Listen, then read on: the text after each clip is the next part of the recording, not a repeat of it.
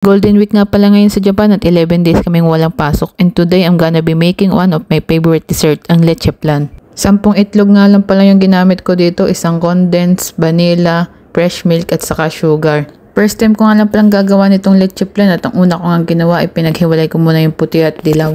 At pagkatapos ay nilagay ko na tong isang latang condensed. Tapos kalahating fresh milk lang yung nilagay ko dito. Then add vanilla. Okay, then time to mix everything well. Dahan-dahan lang para walang matapon. And make sure there are no more streaks of egg. At pagkatapos isinala ko lang siya ng 2 beses. And for our caramel, all we need is sugar and a little bit of water. Just let it melt hanggang sa maging brown na yung color niya.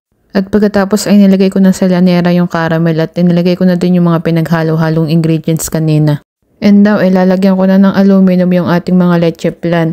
This will prevent too much water from getting in while it's steaming. Then steam this about 40 minutes. Few hours later. At ito na nga yung kinalabasan ng leche flan ko. At gaya nga ng sabi ko kanina, first time kong gumawa ng leche flan at mukhang okay naman yung kinalabasan niya. Kaya tara, tikman na natin. Yun lang guys, follow me for more.